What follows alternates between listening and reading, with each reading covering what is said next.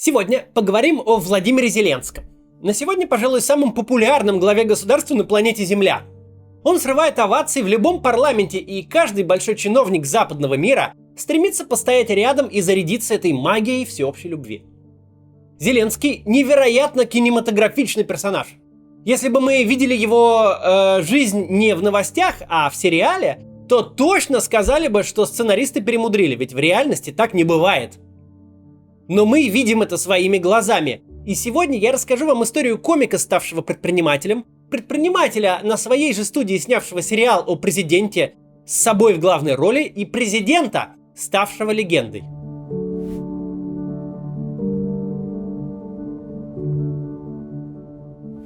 Владимир Зеленский родился 25 января 1978 года в Кривом Роге. Зеленский происходит из семьи, чудом уцелевшей во время Великой Отечественной войны. Бабушка нынешнего президента Украины, еврейка, успела эвакуироваться в Казахстан до прихода гитлеровцев в Кривой Рог, и поэтому выжила. После войны она вернулась в родной город. Дед президента Семен Зеленский прошел всю войну, был дважды награжден орденом Красной Звезды. 3 родных брата Семена Зеленского погибли от рук нацистов. Владимир Зеленский неоднократно говорил, что считает себя одновременно и евреем, и украинцем. Вопрос его происхождения широко обсуждался незадолго до начала войны, когда Путин начал открыто говорить, что Украиной управляют нацисты. Правда, при этом он стыдливо обходил стороной тот факт, что украинцы всего несколько лет назад выбрали себе президентом человека, чьи непосредственные предки лишь благодаря счастливому стечению обстоятельств смогли выжить в ужасе Холокоста и Второй мировой войны. Вам говорят, что мы нацисты. Но разве может поддерживать нацизм народ, который за победу над нацизмом отдал больше 8 миллионов жизней? Как могу быть нацистом я? Расскажите об этом моему деду, который прошел всю войну в пехоте советской армии, а умер полковником в независимой Украине. Кстати, в 16 лет Владимиру Зеленскому поступило предложение получить бесплатное образование в Израиле, но под давлением отца Зеленский от него отказался. Родители Зеленского – классические представители советской научно-технической интеллигенции. Его мама много лет работала инженером, отец – доктор наук, профессор, заведующий кафедрой информатики в Криворожском экономическом институте, где впоследствии учился и Владимир. До этого 20 лет Александр Зеленский работал в Монголии, участвовал в строительстве горно-обогатительного комбината. Несколько лет будущий президент Украины прожил с семьей в Монголии. Там же пошел в 1 класс, а затем вместе с мамой вернулся в Кривой Рог. В школе Владимир занимался спортом, музыкой, танцами и учился в театральной студии, и участвовал в самодеятельности. В 11 классе он организовал команду учеников и обыграл учителей в школьном конкурсе КВН. Получив аттестат, Владимир Зеленский поступил на юрфак экономического института, где преподавал его отец. Он стал дипломированным юристом, но по специальности не работал ни одного дня. В студенческие годы КВН стал главным направлением его деятельности. Владимира Зеленского пригласили в команду КВН «Запорожье Кривой Рог Транзит». По меркам КВН это была очень сильная команда. Она регулярно выступала в высшей лиге, а в 1997 году завоевала чемпионский титул пополам с командой «Новые армяне», став, кстати, последней украинской командой, получившей эту награду. Сразу после этого Зеленский с друзьями решили создать свою КВНовскую команду. Назвали ее «95-й квартал» по названию одного из районов в их родном Кривом Роге. Зеленский был в ней капитаном и автором большинства сценариев. В 2001 году команда выиграла Украинскую лигу, а годом позже дошла до полуфинала уже в высшей лиге. Есть вещи, которые обламывают то, ради чего стоит жить. Есть вещи, это невкусно. 95-й квартал выступал в КВН до 2003 года, а затем после конфликта с руководством лиги ушел в открытый самостоятельный проект – студию «Квартал 95», во главе которого, опять же, встал Владимир Зеленский. Студия «Квартал 95» выступала с концертами, которые показывали по телевидению как в Украине, так и в России. Так, ты что натворил? Что натворил? Я тебе деньги на демократию давал? Давал? Где деньги? Где деньги? Список телевизионных проектов студии насчитывает несколько десятков пунктов. Самые известные из них – «Вечерний квартал», «Рассмеши комика», «Лига смеха». Многие проекты продолжают выходить и сейчас. Кроме телепроектов, студия снимала и кино, комедийные фильмы и сериалы. Почти в каждом Зеленский участвовал в каком-либо качестве, как сценарист, режиссер, продюсер или актер. На 2 работах «Квартала 95» стоит остановиться подробней. Первый из них — сериал «Сваты». Абсолютный хит, насчитывающий 7 сезонов и несколько спин-оффов, завоевавший множество премий. «Сваты» все годы своего существования били рекорды по просмотрам и неизменно возглавляли телерейтинги и в Украине, и в России, и в Беларуси. В нашей стране сериал транслировался на государственном телеканале «Россия-1». Вам положить, Юрий Анатольевич? Ни в коем случае. Мы стараемся избегать и не есть тяжелую пищу. А чё так? Надорваться боитесь? Сват, рубани котлетку, а? У моей это фирменное блюдо. Эх. Не эх. Не эх, Юрий Анатольевич. Ему нельзя. Второй хит – сериал «Слуга народа». В нем Владимир Зеленский сыграл главную роль обычного учителя истории Василия Голобородька, который внезапно стал президентом Украины. Эта роль стала пророческой для Зеленского. Сериал вышел на экраны украинские в 2015 году, а в 2019 уже сам Зеленский выиграл президентские выборы. Политический капитал и фактически ушли с политической сцены. Так случилось, например, с Юлией Тимошенко и Арсением Яценюком. При этом в обществе был сильнейший запрос на новые лица, и таким лицом стал Владимир Зеленский. Ранее он не занимался политикой. Ну а благодаря сериалу «Слуга народа» украинцы как-то привыкли видеть его в роли главы государства. Избирательная кампания Зеленского в 2019 году была свежей, технологичной и медийной, что логично, учитывая предшествующий опыт кандидата. По сути, Зеленский эксплуатировал образ собственного героя сериала, этакого простого человека без связи со старой элитой, который пришел в это политическое болото и принес с собой ветер перемен. Особенно ярко это проявлялось в противостоянии с основным оппонентом Зеленского, действующим президентом Украины Петром Порошенко. Порошенко плоть от плоти той самой старой элиты, олигарх, впервые ставший депутатом Рады аж в 1998 году, участник первого Майдана в 2004. В рамках предвыборной кампании Порошенко записывал спокойные статусные видеоролики, где в кадре чаще всего был он один. На его фоне кампания Зеленского смотрелась свежо и выигрышно. Молодая команда, интересный дизайн, активная работа в соцсетях, а главное – позитивные современные месседжи, адресованные избирателям. Частью предвыборной кампании был и 3-й сезон «Слуги народа», вышедший на экраны незадолго до голосования. Первый тур выборов 31 марта 2019 года победителя не выявил. Но преимущество Зеленского оказалось двукратным. Он набрал 30%, а Порошенко около 15%. Он всего на 2% обошел Юлию Тимошенко. Между турами главным событием стали дебаты кандидатов, которые встретились лицом к лицу на стадионе Олимпийский в Киеве. Дебаты стали важнейшим политическим событием для Украины, а фраза Зеленского в адрес Порошенко «Я не ваш оппонент, я ваш приговор» стала крылатой. Во втором туре Зеленский уверенно победил, набрав 73% голосов. Петр Порошенко смог получить большинство голосов избирателей лишь в одной области на западе страны. 20 мая 2019 года Зеленский был приведен к присяге и стал 6-м президентом Украины. Что интересно, нынешний герой воюющей страны пришел к власти как президент мира. Его оппоненты часто припоминали ему фразы типа «нужно просто перестать стрелять», сказанные относительно Донбасского конфликта. При этом ситуация в стране была непростой и до нападения России. Пандемия коронавируса ударила по экономике, конфликт на Донбассе не получалось погасить, как и внутриполитические интриги. Критики обвиняли президента в пророссийской ориентации. Мол, его карьера и бизнес всегда были в большей степени ориентированы на Россию, говорили они. На самом деле это не так. На момент выборов 2019 года Зеленский уже 5 лет как не выступал в России сам и не снимал там сериалы.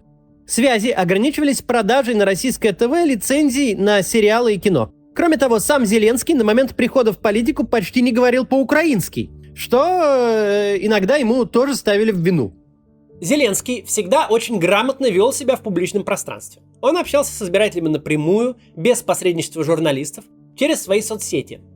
Отдельного упоминания заслуживают новогодние обращения президента Украины. Вместо привычного нам унылого бубнижа про «это был тяжелый год», Зеленский снимал настоящие мини-фильмы, трогательные и вдохновляющие одновременно. Давайте сьогодні кожен чесно відповість сам собі на важливе питання. Хто я? Президент України. Успішний адвокат. звичайна домогосподарка, студент-філософ з Могилянки, агроном з Черкащини. Кто я?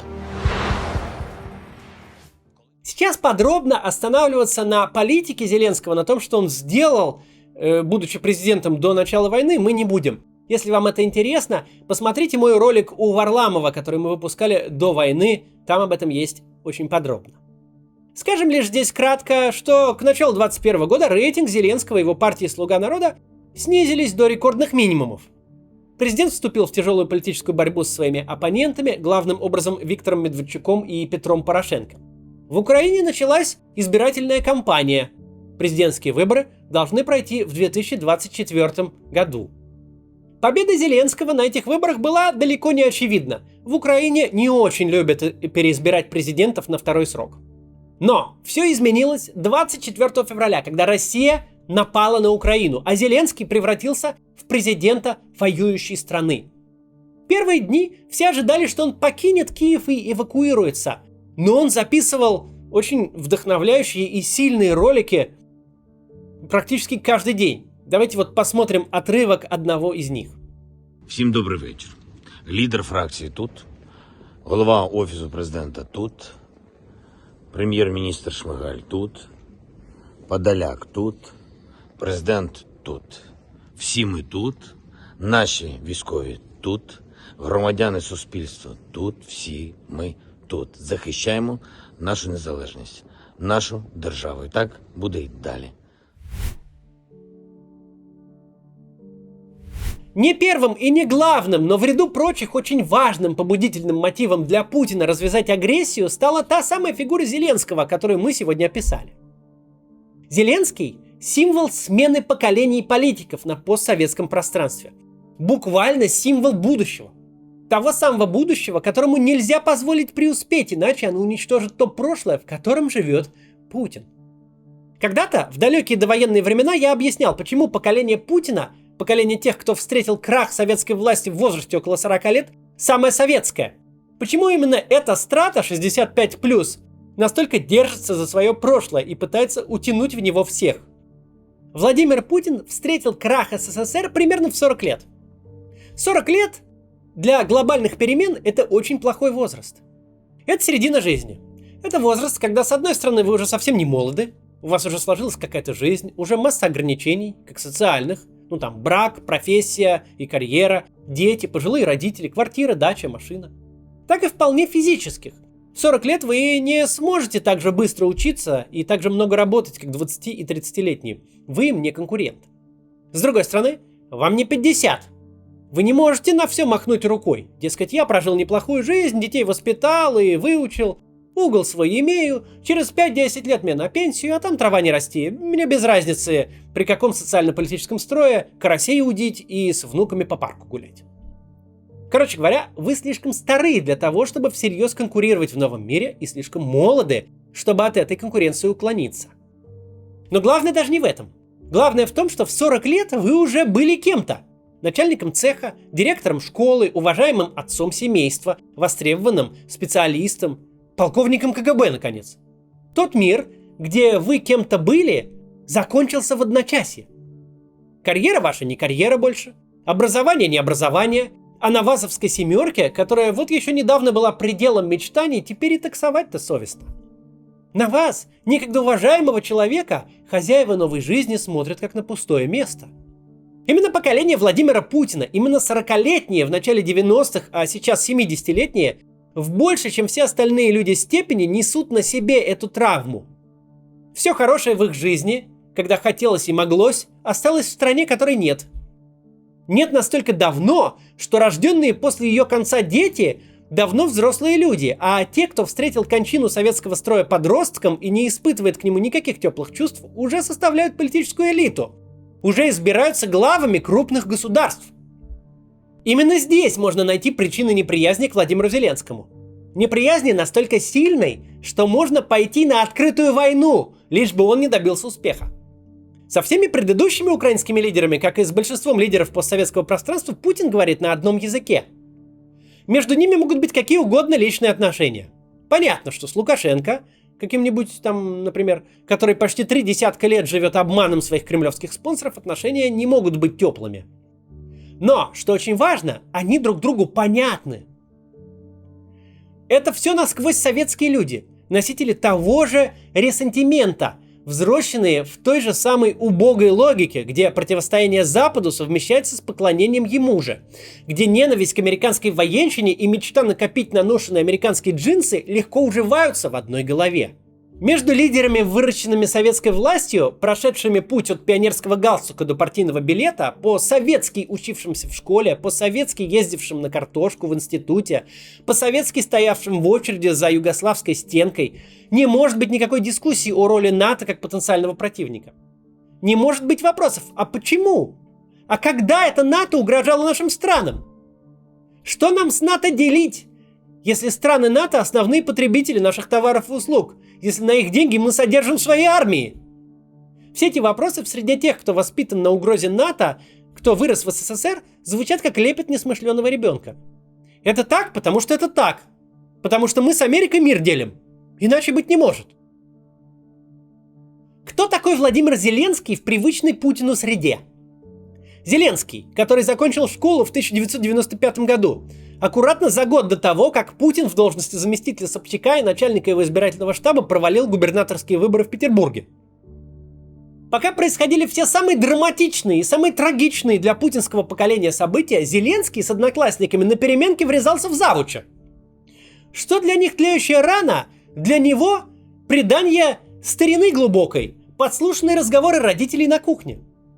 Ничто из этого не факт его личной биографии. Он не просто чужак, он хуже.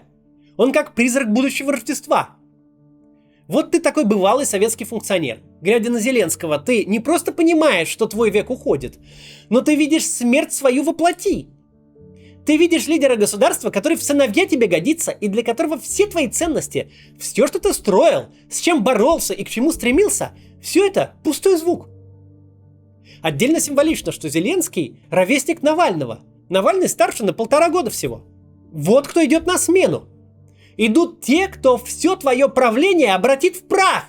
Кто просто скажет: блин, друзья, все, чем вас десятки лет кормил телевизор, начиная с чудесного советского мороженого и заканчивая противостоянием с НАТО, вся эта зацикленность на псевдоистории, вся реставрация ушедших государств и разбор сравнительных преимуществ покойников – это такая невыносимая чепуха, что давайте просто ее забудем. Давайте перестанем делать вид, что Степан Бандера и Иосиф Сталин – это кандидаты в парламент от партии печенегов. Давайте перестанем через слово поминать победу во Второй мировой войне, к которой никто из ныне живущих не имеет ни малейшего отношения. Давайте перестанем выдумывать себе прошлое, верить в свой же вымысел и пытаться это прошлое возвратить. Нам не нужно переживать, что Эстония член НАТО. Нам нужно переживать о том, что в крошечной Эстонии без нефти, газа и с внутренним рынком на 1 миллион человек средняя зарплата втрое выше, чем у нас. Что у них коррупция ниже бельгийской, а у нас выше ангольской. Вот это проблема. Вот это должно глаз резать. И это должно национальную стыдобушку вызывать, а не угроза НАТО, которая не существует в природе.